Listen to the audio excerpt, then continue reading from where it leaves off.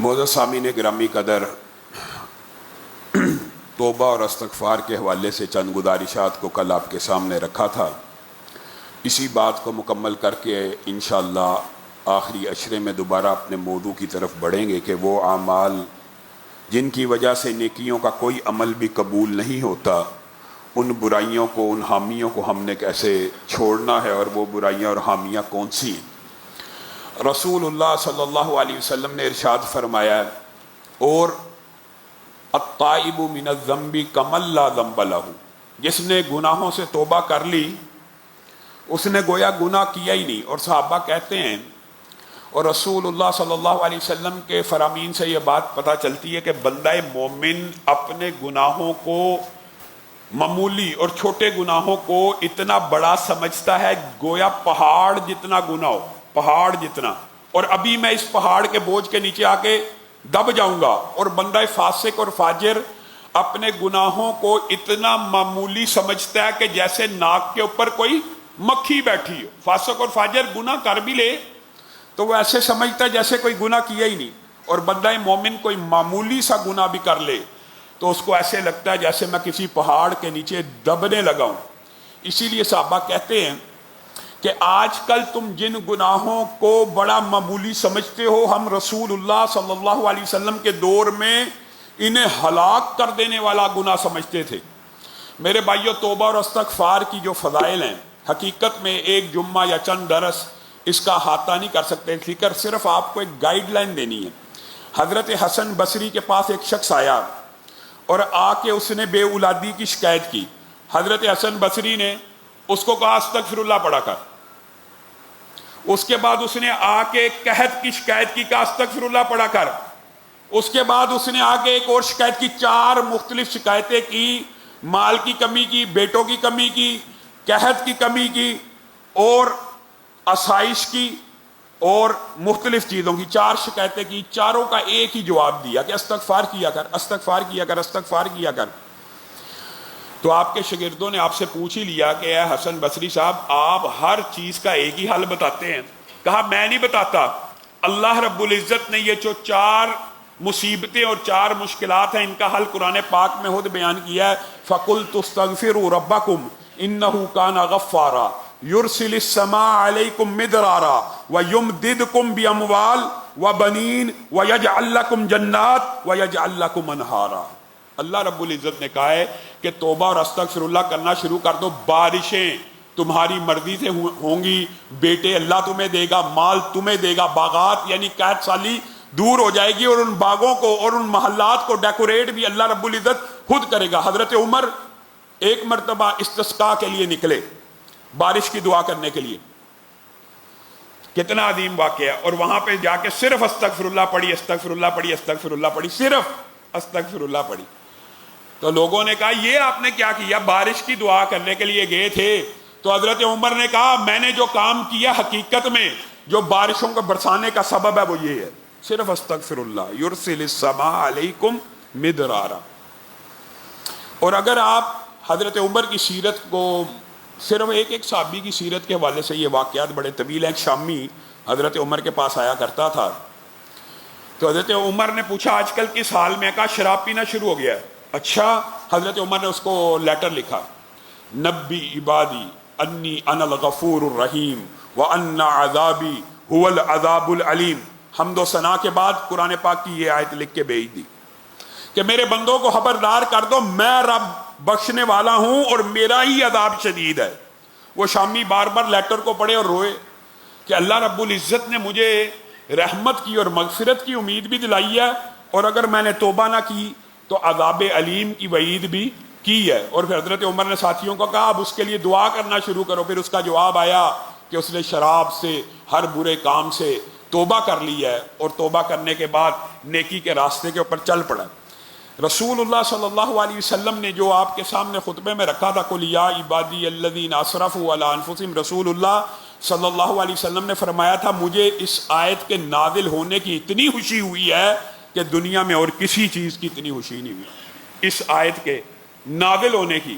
صحابہ آتے تھے، یہ پہاڑ جتنے گناہ، ایک بوڑھا آ گیا کہ اتنے گناہ بھی معاف ہو جائیں گے، تو رسول اللہ نے یہی آیت پڑھ کے سنائی تھی. اور رسول اللہ کے پاس آئے تھے فرشتے اور آ کے آپ کو کہا تھا اگر آپ کہتے ہیں کہ یہ سارا صفا اور یہ سارا مربع اور یہ سارے پہاڑ اور مکے کی وادیاں اگر آپ کہتے ہیں تو سونے کی بنا دیتے ہیں, اور اگر سونے کی بنا دی جائیں گی تو پھر ان کے اوپر رحم نہیں کیا جائے گا, پھر اگر یہ آپ کا انکار کر دیں گے تو ان کا بیڑا غرق ہو جائے گا. تو رسول اللہ صلی اللہ علیہ وسلم نے کہا میں یہ نہیں چاہتا, بلکہ میں چاہتا ہوں مغفرت اور توبہ کے دروازے کھلے رہیں. اور حضرت عمیر کی جو روایت, اگرچہ سند میں کچھ کمزوری موجود ہے, لیکن دیگر اسناد کو دیکھا جائے تو اسی آیت کے حوالے سے ان کی بھی ایک روایت موجود ہے, اور وہ روایت حضرت آدم کے اور شیطان کے مکالمے کی, کہ شیطان نے اللہ کو مخاطب ہو کے کہا اللہ میں اکیلا تھا, آدم اکیلا تھا, اب آپ نے ان کو اولاد دینے کا ارادہ کیا ہے, اب ان کی اولاد ہوگی میں اکیلا ہوں گا, تو یہ ناانصافی ہے.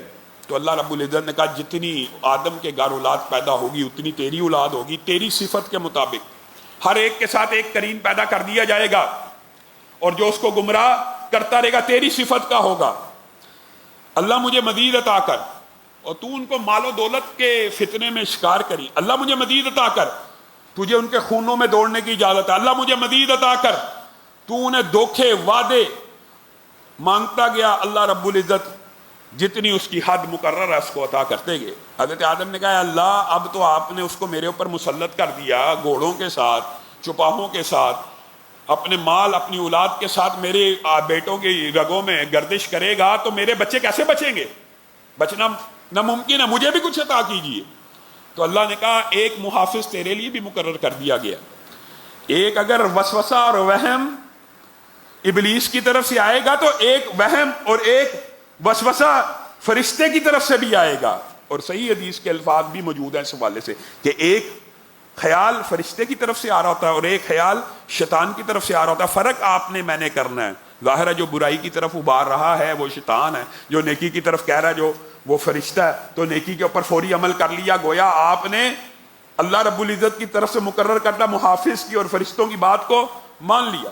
حضرت آدم نے کہا مزید عطا کر, اللہ رب العزت نے کہا آپ کو یہ عطا کیا کہ آپ کے بیٹوں میں سے اگر کوئی گناہ کرے اور مجھ سے معافی مانگے, زمین سے لے کے آسمان تک بھی گناہ لے کے آئے معاف کر دوں گا. اللہ مجھے مزید عطا کر, آپ کو میں یہ عطا کر دیتا ہوں کہ آپ کے بیٹوں میں سے موت کے لمحے تک جو کوئی مجھ سے معافی مانگتا رہے گا, موت تک کی بھی اجازت ہے, میں اس کو معاف کر دوں گا. اللہ نے کہا, حضرت آدم نے کہا مزید عطا کر. تو اس وقت اللہ رب العزت نے اس آیت کو ان کے اوپر بھی نازل فرمایا, قل یا عبادی الذین اسرفوا علی انفسہم لا تقنطوا من رحمت اللہ. جتنے مرضی گناہ ہو جائیں, جس قسم کا مرضی گناہ ہو جائے, اللہ رب العزت کی رحمت سے مایوس اور نا امید نہیں ہونا. اللہ ہی ہے جو زمین بھر کے گناہوں کو معاف کر دیتا ہے اور آسمان بھر کے گناہوں کو معاف کر دیتا ہے, یہ اللہ ہی کی. اور اگر آپ حضرت کعب بن مالک کا واقعہ توبہ کے حوالے سے, وَعَلَى الثَّلَاثَةِ الَّذِينَ خُلِّفُوا قرآن کی جو آیات ہے کہ وہ تین جو پیچھے رہ گئے تھے, کعب خود بیان کرتے ہیں, بخاری شریف کی طویل ترین احادیث میں سے یہ حدیث موجود ہے. ان سے جب لوگ پوچھا کرتے تھے وہ اپنا واقعہ خود بیان کیا کرتے تھے کہ میں کسی جنگ میں پیچھے نہیں رہا. بدر میں پیچھے رہنے والوں کا احتساب اس لیے نہیں ہوا کہ وہ جنگ کا ارادہ ہی نہیں تھا, وہ تو ایک تجارتی قافلے کا معاملہ تھا. تو تبوک کے اندر جتنی خوشحالی میرے پہ آئی کسی پہ نہ آئی تھی, 2 اونٹ سے میسر, اور میرا جنگ میں شرکت کا ارادہ موجود تھا.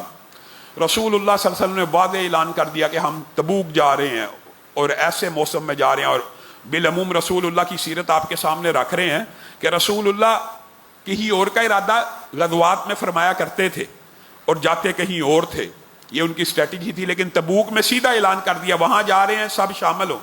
کا اتنی بڑی تعداد تھی, اگر کوئی نام نہ بھی لکھواتا تو وہ وحی کے بغیر پتہ نہیں تھا لگ سکتا. خیر میرا ارادہ تو شامل ہونے کا بھی تھا اور میں شامل ہونا بھی چاہتا تھا. میں کہتا گیا آج جاؤں گا, کل جاؤں گا, یہاں تک کہ لشکر روانہ ہو گیا. پھر بھی میرے ذہن میں تھا کل مل جاؤں گا, پرسوں مل جاؤں گا. باغات کے اوپر ہریالی تھی, اونٹ بھرے ہوئے 2 موجود تھے, پیچھے رہ گیا. یہاں تک کہ رسول اللہ تبوک پہنچ گئے. وہاں جا کے انہوں نے پوچھا میرے بارے میں, کعب بن مالک کا کیا بنا؟ تو بعض لوگوں نے یہ بات کہی تھی کہ جناب اس کو مال و دولت نے فتنے میں مبتلا کر دیا. تو معاذ ابن جبل کھڑے ہو کے کہنے لگے ہم نے اس میں خیر کے علاوہ کچھ نہیں دیکھا. حضرت معاذ کا بڑا احترام کیا کرتے تھے ساری زندگی ان کے اس جملے کی وجہ سے۔ اور پھر کیا رسول اللہ واپس آنا شروع ہو گئے تو مدینہ میں رہنے والے، میں نکلتا تھا تو صرف کمزور، ضعیف، لاچار، ندار اور وہ لوگ جن کے ایمانوں کے اوپر شک تھا وہی رہ گئے، اور وہ اب باتیں بنانے لگے رسول اللہ واپس آئیں گے نا ہم یہ عذر پیش کریں گے، یہ عذر پیش کریں گے۔ میں نے بھی یہ سوچ لیا۔ پھر جب رسول اللہ کا لشکر قریب آ گیا میں نے کہا میں سچ بولوں گا، اور میرے سچ نے مجھے جتنا فائدہ پہنچایا ہے دنیا میں کسی انسان کو نہیں پہنچایا ہوگا۔ رسول اللہ آئے، لوگ، یہ طویل واقعہ جو پڑھنا چاہے آج جا کے بخاری شریف کا مطالعہ کرے، بڑی عظیم حدیث ہے۔ رسول اللہ آئے، انہوں نے مجھ سے پوچھا، اور وہ مجھے مسکرا کے دیکھ رہے ہیں لیکن اس مسکراہٹ کی ناراضگی میں پہچان گیا۔ ہاں جی، کہا اللہ کے رسول جھوٹ نہیں بولوں گا، مال تھا، دولت تھی، بس اس مشغولیت نے، اس کثرت نے مجھے ہلاک کر دیا، سچ بولتا ہوں انہی وجوہات پہ پیچھے رہا۔ کہا میرے سامنے لوگ جھوٹ بولتے تھے اور رسول اللہ ان کے لیے مغفرت کی دعا کرتے تھے، وہ چلے جاتے تھے جھوٹ بول۔ کہا جب میں یہ سچ بول کے باہر آیا تو میرے ساتھیوں نے میرے پہ اتنا غصہ کیا تھا، تو بھی کوئی عذر بنا لیتا، تو میرا دل ایک مرتبہ کیا کہ میں یہ عذر بنا لوں، لیکن میں نے کہا نہیں، میں نے اب سچ بول دیا ہے۔ اور پھر میں نے اپنے ساتھیوں سے پوچھا کیا میرے علاوہ بھی کسی نے سچ بولا ہے؟ کہا ہاں، مرارہ نے بھی بولا، حلال نے بھی بولا ہے، 2 صحابی اور ہیں جنہوں نے بولا۔ کہا پھر میں مضبوط ہو گیا اور اپنے سچ کے اوپر قائم ہو گیا۔ رسول اللہ صلی اللہ علیہ وسلم نے ہم سے بائیکاٹ کا اعلان کر دیا۔ یہ جو آپ عمومی احادیث سنتے ہیں کہ 3 دن سے زیادہ کسی کے ساتھ بائیکاٹ یا قطع تعلق نہیں کرنا چاہیے، اس کا ایک محل اپن ہے، لیکن جب کسی کی اصلاح تربیت مقصود ہو تو رسول اللہ کا یہ انداز بھی موجود ہے، خبردار کوئی ان تینوں سے بات نہیں کرے گا۔ کہا زمین ہمارے پہ تنگ آ گئی، وہ ہلال اور مرارہ تو بوڑھے تھے، وہ تو اپنے گھروں میں ٹک گئے، میں جوان تھا، میں تو مسجدوں میں آتا جاتا تھا، سلام کرتا، لوگ میرے سلام کا جواب نہ دیتے، میں رسول اللہ کو سلام کرتا، رسول اللہ جواب نہ دیتے، میں رسول اللہ صلی اللہ علیہ وسلم کی طرف دیکھ رہا ہوتا تو رسول اللہ میری طرف نہ دیکھتے، میں جان بوجھ کے جب نظریں ادھر کرتا تو میں دیکھتا رسول اللہ میری طرف دیکھ رہے ہیں، اور میں پھر ان کی طرف دیکھتا، وہ نظر پیچھے کر لیتے۔ کا دل بے چین، پریشان، نادم، غم، کفیات اتنی شدید ہو گئی کہ بس دل کرتا تھا کہ اب زندگی ختم ہو جائے۔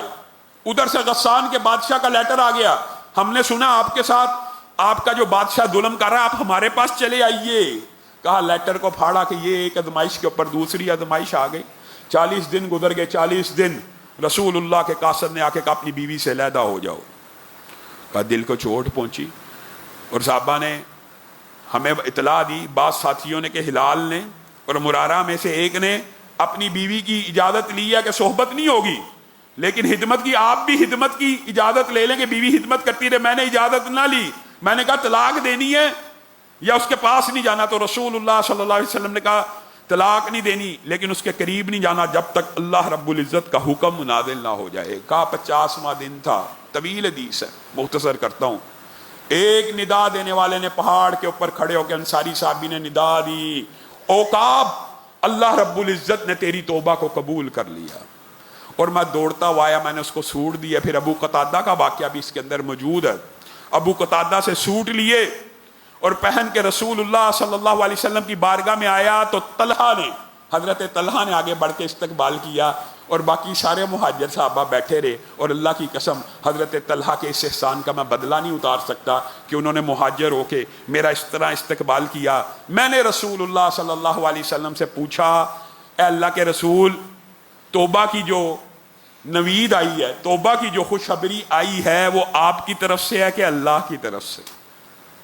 تو رسول اللہ صلی اللہ علیہ وسلم نے مجھے قرآن پاک کی وہ آیتیں پڑھ پڑھ کے سنائی، وَعَلَى الثَّلَاثَةِ الَّذِينَ خُلِّفُوا، جو ان 3 صحابہ کے بارے میں اللہ نے آسمان کی بلندیوں سے نازل کی۔ اگر کوئی بندہ میدان جنگ سے بھی بھاگ جائے اور اللہ رب العزت کی بارگاہ میں آ کے توبہ کرے تو اللہ رب العزت اس کی توبہ کو قبول کر لیتے ہیں۔ زنا کیا ہو توبہ کرے، اللہ اس کی توبہ کو قبول کر لیتے ہیں۔ قاتل ہو، قتل کیا ہو، توبہ کرے، اللہ اس کی توبہ کو قبول کر لیتے ہیں۔ کسی کا مال کھایا ہو، خیانت کی ہو، تو اس شرط پہ توبہ قبول ہوتی ہے کہ اس کا مال لٹائے گا۔ بعض ساتھیوں نے اس حوالے سے بہت سے سوالات بھی کیے ہیں، لیکن میں بہت مختصر سی بات کروں گا۔ انشاءاللہ کل سے آخری عشرہ شروع ہو رہا ہے، طویل دروس کا سلسلہ وہاں پہ بھی شروع ہو جائے گا۔ رسول اللہ صلی اللہ علیہ وسلم آپ مجھے بتلائیے کیا ان کو توبہ اور استغفار کی ضرورت ہے کہ ان کے اگلے پچھلے سارے معاف ہیں؟ تو رسول اللہ اور انبیاء کیوں استغفار کیا کرتے تھے؟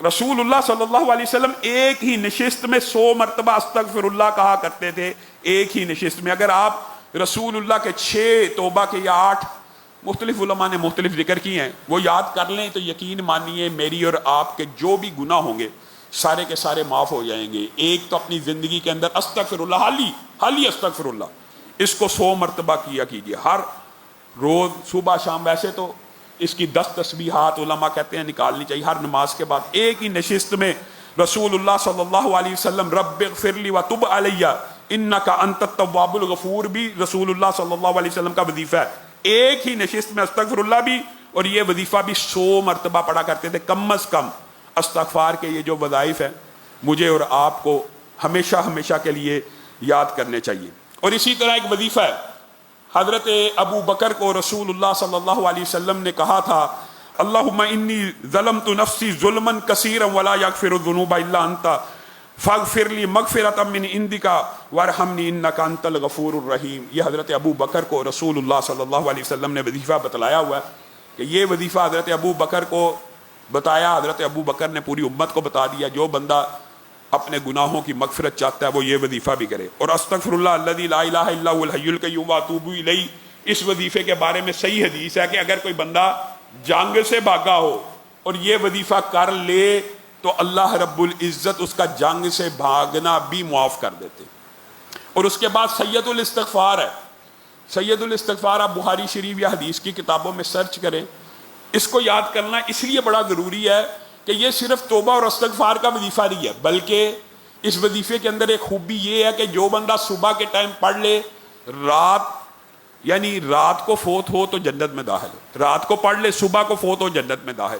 اور یہ وظائف اگر ہم یاد نہیں کریں گے، اور یہ وظائف آپ کی زبان کے اوپر بڑی تیزی سے چڑھ جاتے ہیں، اگر آپ ان کو یاد کریں ایک دفعہ تو یہ سارے کے سارے وظائف آپ کے زبان کے اوپر چڑھ جاتے ہیں۔ اللہم انت ربی لا الہ الا انت خلقتنی وانا عبدک وانا علی عہدک ووعدک ما استطعت اعوذ بک من شر ما صنعت ابوء لک بنعمتک علی وابوء بذنبی فاغفر لی فانہ لا یغفر الذنوب الا انت۔ یہ صبح اور شام پڑھنا ہے۔ اور رسول اللہ صلی اللہ علیہ وسلم کا ایک اور وظیفہ ہے، جب سورت اذا جاء نصر اللہ نازل ہوئی تھی، یہ بات آپ کے سامنے پہلے بھی رکھی ہے کہ رسول اللہ صلی اللہ علیہ وسلم کے حوالے سے اس بارے میں ملتا ہے کہ وہ پڑھا کرتے ہیں سبحانک اللہم ربنا وبحمدک اللہم اغفر لی، یا یہ پڑھا کرتے تھے سبحان اللہ والحمد للہ استغفر اللہ واتوب الیہ۔ یہ دونوں وظیفے، یہ 7 وظائف ہیں رسول اللہ صلی اللہ علیہ وسلم کے استغفار کے۔ اس کے علاوہ بھی 2 وظائف کا حدیث میں تذکرہ موجود ہے، لیکن یہ 7 وظیفے آپ کے پیارے پیغمبر صلی اللہ علیہ وسلم نے امت کو عطا کیے۔ اور اگر سابق انبیاء کی بات کی جائے تو توبہ اور استغفار ان کی سیرت سے بھی ملتی ہے۔ حضرت آدم نے سب سے پہلے جو کلمہ کہا جس کی وجہ سے ان کے گناہ معاف ہوئے تھے کیا تھے؟ ربنا ظلمنا انفسنا وان لم تغفر لنا وترحمنا لنکونن من الخاسرین۔ اور حضرت یونس کی جو دعا ہے، بعض لوگوں نے کہا یہ تسبیح ہے، یہ بے شک تسبیح ہے، اور قرآن پاک میں یہ بھی آتا ہے کہ یہ اگر وہ تسبیح نہ کرتے تو وہ قیامت تک مچھلی کے پیٹ میں رہتے ہیں۔ لیکن اس تسبیح کے اندر بھی اپنے گناہوں کا اعتراف ہے، حالانکہ نبیوں کے تو گناہ آپ خود پتہ ہے اللہ تعالیٰ معاف کر چکا ہوتا ہے، تو ان کی تو اجتہادی خطائیں بھی اللہ تعالیٰ معاف فرما دیتا ہے۔ تو پھر بھی حضرت یونس کیا کہتے ہیں؟ لا الہ الا انت سبحانک انی کنت من الظالمین۔ اپنے آپ اپنی طرف نسبت کر رہے ہیں گناہ کی کہ میں اتنا جلیل القدر پیغمبر کہہ رہا کہ میں اپنی جان کے اوپر ظلم کرنے والا ہوں، آپ تو پاک اور صاف ہے، آپ نے جو مجھے مچھلی کے پیٹ میں اتنے دن رکھا آپ بری ہیں، میں ہی ظالم تھا۔ یہ بھی ایک ندامت کا انداز ہے۔ یہ بھی یہ انبیاء کے جو وظائف ہیں، وَإِلَّا تَغْفِرْ لِي وَتَرْحَمْنِي أَكُن مِّنَ الْخَاسِرِينَ، آپ کو پتہ یہ انبیاء کے جو وظائف ہیں ان کو بھی کرتے رہنا چاہیے۔ اور اسی حوالے سے حضرت موسیٰ کی بھی دعا ہے ربی انی ظلمت نفسی فاغفر لی۔